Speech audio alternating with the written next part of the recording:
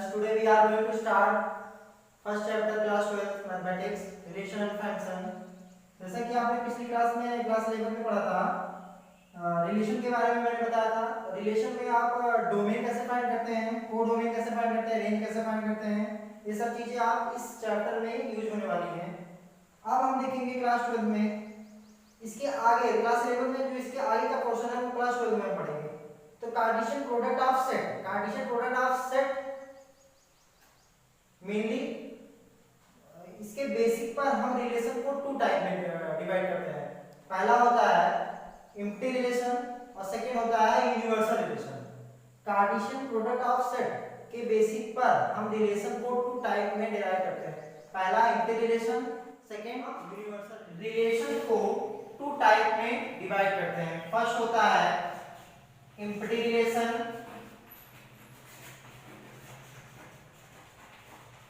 Second होता है universal relation. इस कार्टेशियन प्रोडक्ट के बेसिक पर हम एम्प्टी रिलेशन और यूनिवर्सल रिलेशन के बारे में बताएंगे।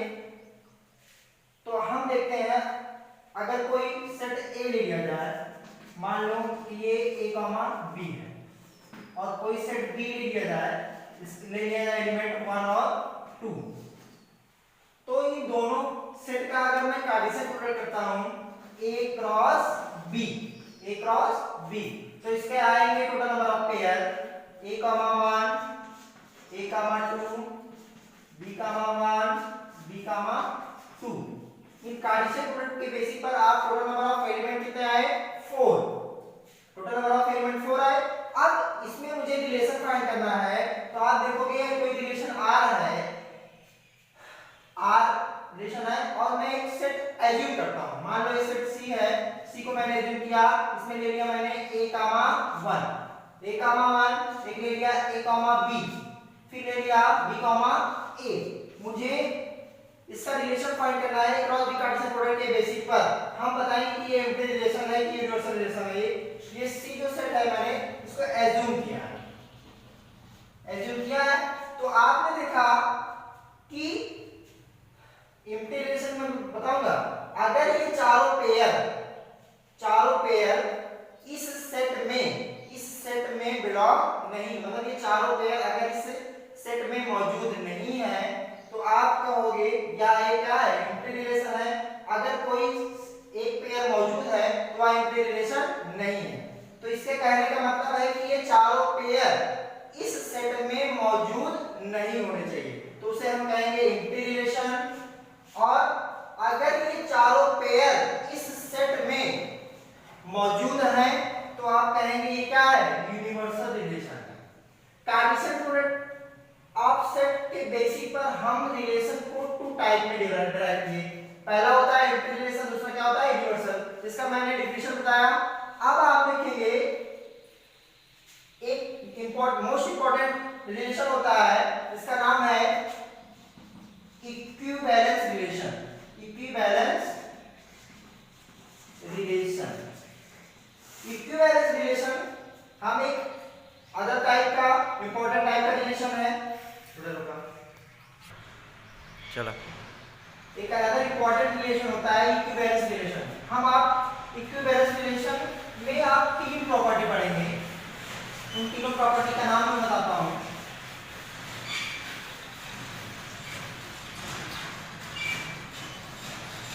इक्विवेलेंस रिलेशन, इक्विवेलेंस रिलेशन में हम तीन प्रॉपर्टी देखेंगे। अगर तीनों प्रॉपर्टी फॉलो हो रही है तो हम कहेंगे इक्विवेलेंस रिलेशन है। अगर तीनों प्रॉपर्टी में अगर दो प्रॉपर्टी फॉलो हो रही है, एक प्रॉपर्टी फॉलो नहीं हो रही है, तो हम कहेंगे इक्विवेलेंस रिलेशन नहीं है। तो तीनों प्रॉपर्टी क्या है? पहला होता है रिफ्लेक्सिव, इसको हिंदी में बोलते हैं स्वतुल्य, और दूसरा होता है सिमेट्री, इसको बोलते हैं सममित, और थर्ड होता है ट्रांजिटिव, इसको बोलते हैं हिंदी में संक्रामक। इक्विवेलेंस रिलेशन में ये तीनों प्रॉपर्टी है, रिफ्लेक्सिव, सिमेट्रिक और ट्रांजिटिव। अब हम एक एक करके चेक करेंगे कि ये रिफ्लेक्सिव है कि सिमेट्रिक है कि ट्रांजिटिव है। तो पहला मैं चेक करता हूं रिफ्लेक्सिव के लिए।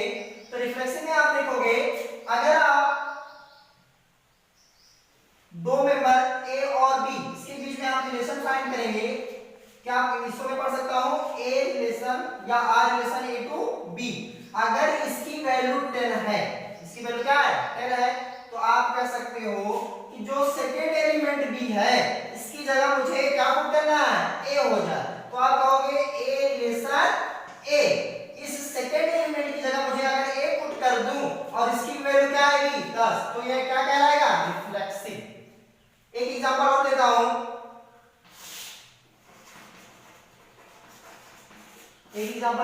आप जानते हैं कि इक्विलेटरल ट्रायंगल पर एंगल कितने डिग्री देता है 60 डिग्री देता है। कितने डिग्री देता है 60, ए बी सी। हम रिफ्लेक्सिव एग्जांपल बता रहे हैं, एक इक्विलेटरल ट्रायंगल है, इसमें पर एंगल 60 डिग्री देता है। अगर आप angle A relation angle B देखेंगे, angle A relation angle B ये कितने डिग्री देगा 60। तो आप रिफ्लेक्सिव ये कह रहा है कि जो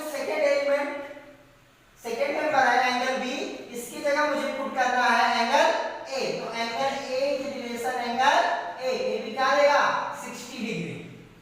अतः ये क्या है रिफ्लेक्सिव है।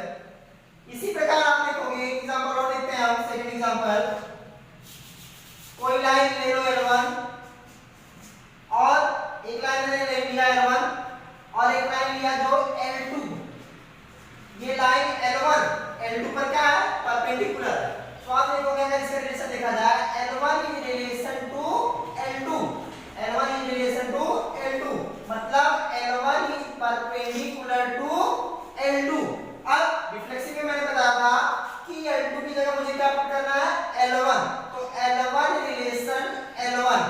तो आप कहोगे L1 is perpendicular to L1। तो आप कह सकते हो कि ये रिफ्लेक्सिव नहीं है। क्यों? क्योंकि कोई लाइन L1 खुद पर परपेंडिकुलर नहीं होती है, अतः ये क्या होगी ये रिफ्लेक्सिव नहीं है। अब इसके बाद चेक करेंगे सिमेट्रिक।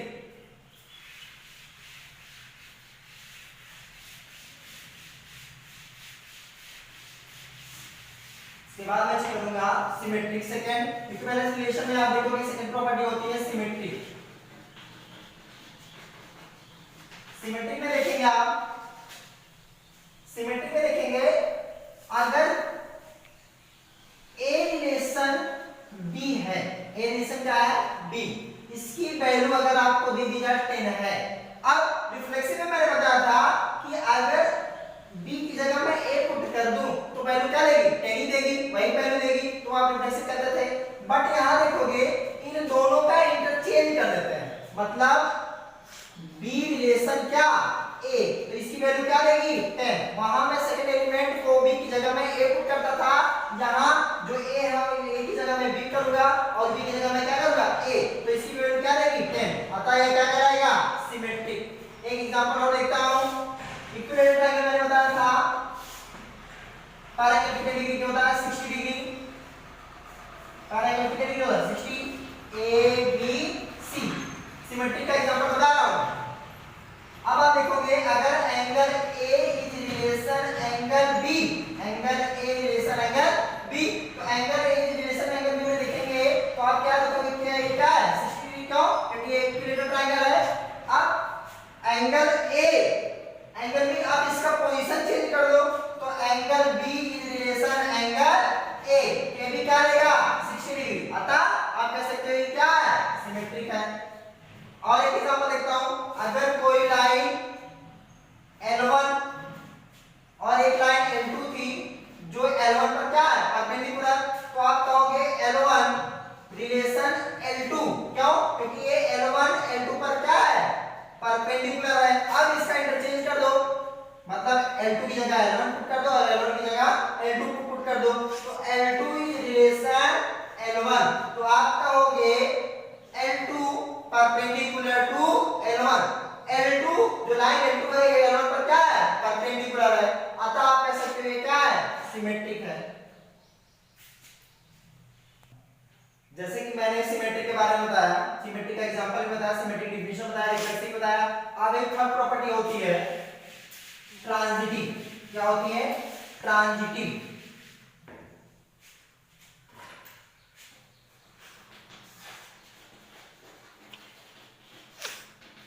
ट्रांजिटिव को इसमें हिंदी में बोलते हैं संक्रामक। संक्रामक। अब इसका डिफिनेशन देखिए आप कैसे बताते हैं। अब इसमें हम तीन मेंबर लेते हैं, ए, बी और सी।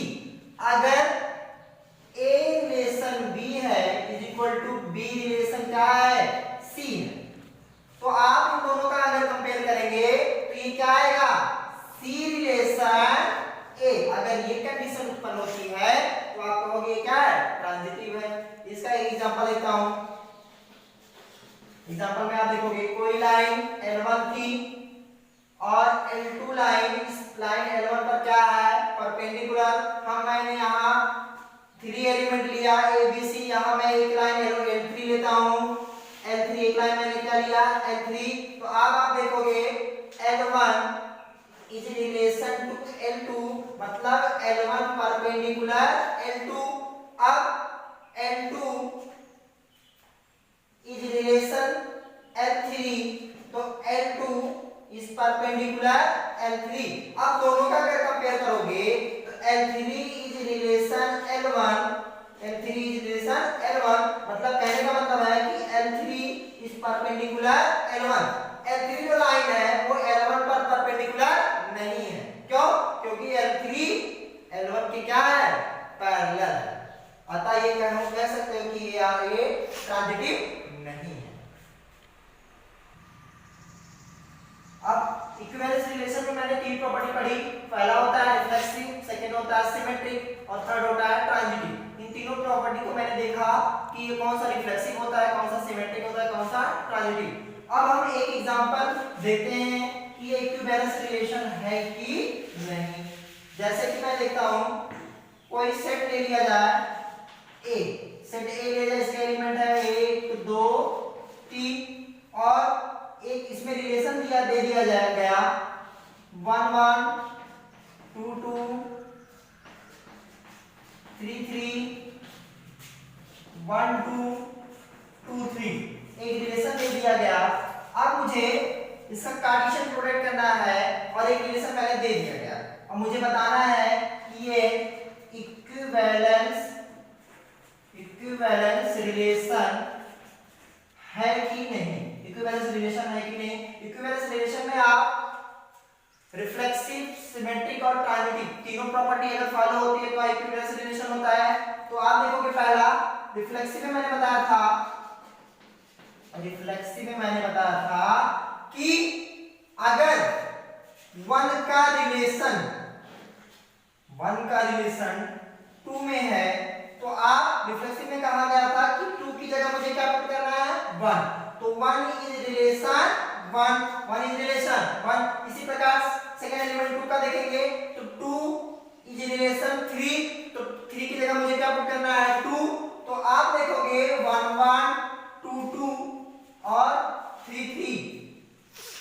तो अगर मैं इसका कार्टेशियन प्रोडक्ट करता हूं, Cartesian product A cross A, Cartesian product करूंगा तो आएगा 1 1 1 2 1 3 2 1 2 2 2 3 3 1 3 2 3 इसके बेसिस पर इसका रिलेशन हम फाइंड करेंगे कि ये इक्विवेलेंस रिलेशन है कि नहीं। तो आप देखोगे 1 1 2 2 1 1 2 2 3 3 इस रिलेशन में है। अतः आप कह सकते हो कि ये क्या है? रिफ्लेक्सिव है। सेकेंड आप देखते हैं सिमेट्रिक के लिए। सिमेट्रिक में मैं बता रहा था अगर वन रिलेशन 2 है, वन रिलेशन क्या है? 2 है। अब सिमेट्रिक में बता रहा था कि दोनों का इंटरचेंज कर देते हैं। इंटरचेंज करने का मतलब 2 रिलेशन 1 रिलेशन 2 और 2 रिलेशन 1। अब आप देखोगे यहाँ तो कार्टेशियन प्रोडक्ट में आप देखो 1 रिलेशन 2 और 2 रिलेशन 1 है, बट आप यहाँ जो रिलेशन दिया गया है 1 रिलेशन 2 है, बट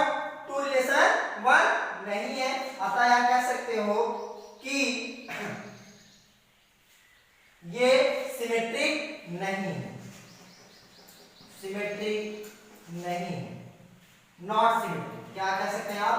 नॉट सिमेट्रिक। थर्ड देखते हैं आप, थर्ड देखो ट्रांजिटिव। ट्रांजिटिव में आप देखेंगे यहां 3 लेंगे। अगर 1 2 3, 1 का रिलेशन 2 में है और 2 का रिलेशन 3 में है, इन दोनों का कंपेयर कराओगे तो 3 रिलेशन क्या होगा? 1, मतलब 1 रिलेशन 2, 2 रिलेशन 3 और 3 रिलेशन 1। यहाँ कार्टेशियन प्रोडक्ट के बेसिस पे इसके एलिमेंट हैं, बट आप यहाँ देखोगे कि 3 रिलेशन 1 इस सेट में बिलोंग नहीं कर रहा है, अतः आप कह सकते हो कि ये ट्रांजिटिव नहीं है। तो आप सीधी से कह सकते हैं कि ये इक्विवेलेंस रिलेशन नहीं है। क्यों? क्योंकि ये सिर्फ रिफ्लेक्सिव ही फॉलो कर रहा है, बाकी सिमेट्रिक और ट्रांजिटिव